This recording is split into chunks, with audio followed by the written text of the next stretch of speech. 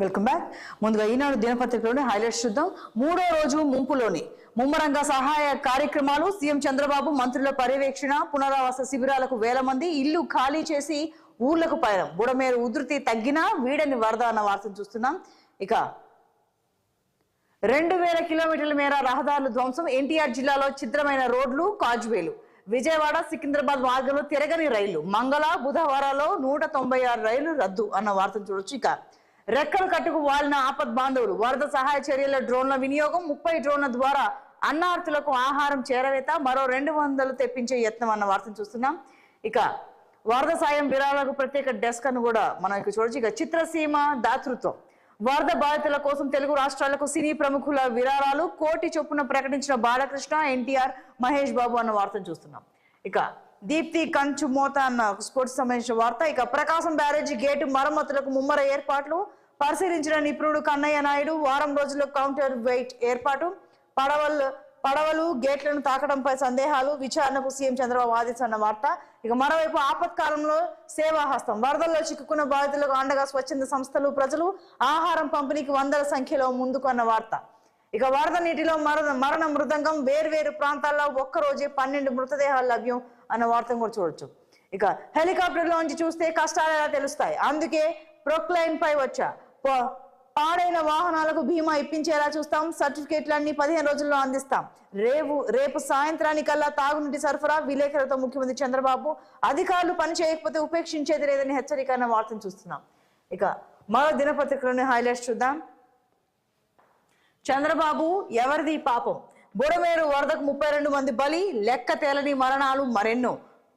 ఇక వరద నీటిలో కొట్టుకొస్తున్న శవాలు. విజయవాడలో హృదయ విదారక దృశ్యాలు. చనిపోయిన వారి లెక్క చెప్పని సర్కార్. శవాలు కనిపిస్తున్నా పట్టించుకునే అధికారులు. మృతదేహాలకు కనీస గౌరవం ఇవ్వని వైనం. అంతిమ సంస్కారాలకు దిక్కు లేదా అన్న వార్త. ఇక ఛత్తీస్గఢ్ లో భారీ ఎన్కౌంటర్. 9 మంది మామూలు మృతి అన్న వార్తను చూడొచ్చు. ఇక అమరావతి వరదావతి. బడాయి బాబు సాక్ష్యాలు ఇవిగో. ప్రభుత్వమే హైకోర్టుకు ఈ విషయం చెప్పింది. హైకోర్టుకు 2 రోజులు సెలవు ప్రకటించాలని కోరిందన్న వార్త. ఇక నరక యాతన అనుభవించాం. దుర్వాసన మధ్య దొరికిందే తింటూ పునరావాసానికి దిక్కు లేదు. కనికరం లేని సర్కార్ అని పలు వార్తలు చూడొచ్చు. ఇక ఆకలి కేకలు. 3 రోజులుగా వరద గుప్పిట్లోనే. తాగునీరు అందక ఆకలితో నకనక అన్న వార్త. ఇక పాలనా వ్యవస్థ పూర్తిగా విఫలమైంది. అధికారులు మాట వినడం లేదు. ఏం చేయాలో తెలియడం లేదు. అకాల వర్షాలకు తోడు మానవ తప్పిదంతోనే విజయవాడకు ముంపు అన్న వార్త. ఇక సర్టిఫికేట్ల కోసం వెళ్లిన విద్యార్థిని మింగేసిన వరద. న్యూ రాజరాజేశ్వరిపేట తీవ్ర విషాదం. వరద దాటి కొట్టుకుపోయి చెట్టుకు చిక్కుకున్న విద్యార్థి ఎవరూ రక్షించకపోవడంతో మృతి అన్న ఒక హృదయ విదారక వార్తను చూడొచ్చు. ఇక మరో వార్తాపత్రికలోని హైలైట్స్ చూద్దాం. కష్టాలు కన్నీళ్లు. సింగనగర్ లో పసికందును పొదివి పట్టుకుని సురక్షిత ప్రాంతానికి చేరే యత్నం చేస్తున్న ఒక వార్త అది. ఇక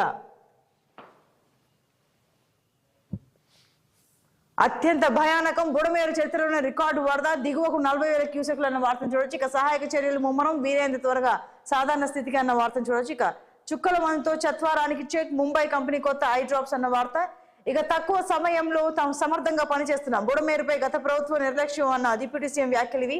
ఇక 1.45 లక్షల కోట్లతో రక్షణ కొనుగోలు. విమానాలు, యుద్ధ ట్యాంకులు, రాడార్లు, అత్యాధునిక గస్తీ నౌకలు. 99% దేశీయంగా తయారైనవే.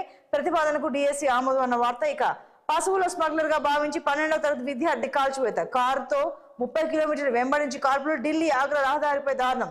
గోరక్షణ బృందానికి చెందిన 5గురిని అరెస్ట్ చేసిన పోలీసులు అన్న వార్తను చూస్తున్నాం.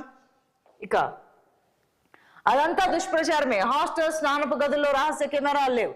4 విద్యార్థుల తీరుతోనే ఇంత వివాదం. తన నగ్న వీడియోలు బయటకు రాకూడదని అందరి వీడియోలు ఉన్నాయని బెదిరించిన యువతి. బాత్రూముల్లో రహస్య కెమెరాలు పెట్టారని వెల్లడి. విద్యార్థులను ఆరా తీసే క్రమంలో వివాదం వెలుగులోకి. గుడ్లవల్లేరు ఇంజనీరింగ్ కాలేజ్ వివాదంలో వాస్తవాలు వెలికి తీస్తున్న 3 ఐజీల బృందం. వైఫై రూటర్లను విశ్లేషిస్తున్న సెట్ సిడాక్ నిపుణులు అన్న వార్తను చూడొచ్చు. ఇక బస్తర్ అడవుల్లో ఎన్కౌంటర్. 9 మంది మావోలు మృతి అన్న వార్త. ఇక జిందాల్ కోసం జగనన్న జత్వానీ కట్టడికి మాస్టర్ ప్లాన్ అన్న వార్త. ఇక సర్వశక్తులు ఒడ్డుతున్నామన్న సీఎం చంద్రబాబు వ్యాఖ్యలు ఇవి. ఇక హాహాకారాలు, ఆర్తనాదాలు. ప్రధాన ప్రాంతాలకే పరిమితమైన సాయం అన్న వార్తను చూడొచ్చు. ఇక మరో దినపత్రికలోని హైలైట్స్ చూద్దాం.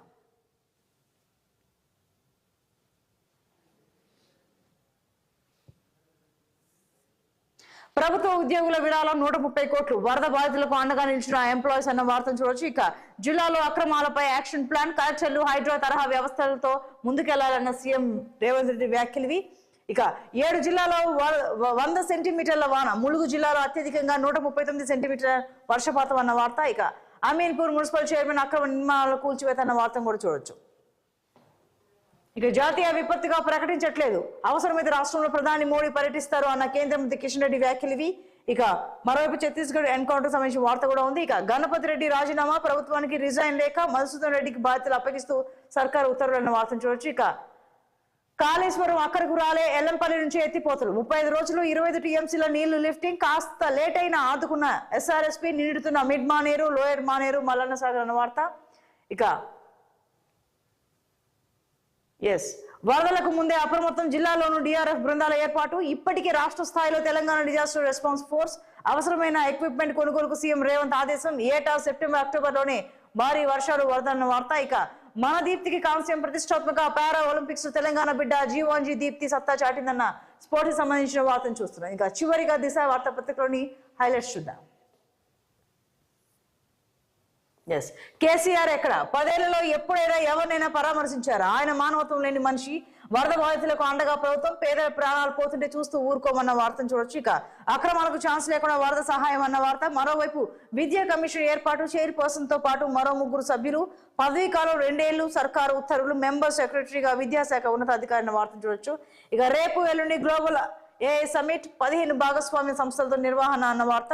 ఇక ప్రకటనలు లేవు, పరామర్శలు లేవు. వర్షాలు వరదలపై కేసీఆర్ సైలెంట్ అన్న వార్తను కూడా చూడొచ్చు. ఇక మరోవైపు షెల్ కంపెనీలకు 366 కోట్లు నిధులు దారి మళ్లించారు. మాజీ ఎంపీ నామాకు చెందిన మధుకాన్ కంపెనీ అవినీతిపై ఛార్జ్ షీట్ పరిగణలోకి తీసుకున్న ED court. Ranchi express highway contract రుణం గతంలోనే 96 కోట్ల ఆస్తులు జప్తున్న వార్త. ఇక వరద బాధితులకు నెల వేతనం విరాళం, బీఆర్ఎస్ ఎమ్మెల్యేల నిర్ణయం. నేడో రేపు అధికారిక ప్రకటన, డ్యామేజ్ ను కంట్రోల్ చేసుకునేలా ప్లాన్. అదే దారిలో కాంగ్రెస్ ఎమ్మెల్యేలు సైతం అన్న వార్త. ఇక చనిపోయింది 30 మంది, ప్రభుత్వం మాత్రం 16 మంది అని చెబుతోందన్న వార్తను చూస్తున్నాం. ఇక మరోవైపు Brunei India high commission office ప్రారంభించిన ప్రధాని మోడీ. భారతీయ వైద్యులు, ఉపాధ్యాయుల సహకారంపై ప్రశంసలు అన్న వార్తను కూడా చూడొచ్చు. ఇక మరోవైపు నీట మునిగిన Vattem pump house, under ground tunnel ద్వారా లోపలికి వరద, బయటకు తోడేస్తున్న సిబ్బంది, 10 కోట్లకు పైగానే నష్టం అన్న వార్తను చూడొచ్చు. ఇక 3 లక్షల రూపాయల ఎక్స్గ్రేషియా మృతుల కుటుంబాలకు అందించేలా కేంద్రం ఆలోచన అన్న కిషన్ రెడ్డి వ్యాఖ్యలు చూడొచ్చు. ఇక మరోవైపు గాంధీలో ఐవీఎఫ్ సేవలు వారంలో ప్రారంభం అన్న మంత్రి దామోదర. ఇక పండుగ ముందు పిటిషన్ వేస్తే ఎలా? ఏడాదిగా ఎందుకు నిర్లక్ష్యం చేశారు? పిటిషనర్ను ప్రశ్నించిన హైకోర్టు. హుస్సేన్ సాగర్లో గణేష్ విగ్రహాల నిమజ్జనంపై పిటిషన్, కోర్టు ఆదేశాలను నాటి సర్కార్ పట్టించుకోలేదని ప్రస్తావన. 9న విచారణకు అంగీకరించిన న్యాయస్థానం అన్న వార్తను చూడొచ్చు.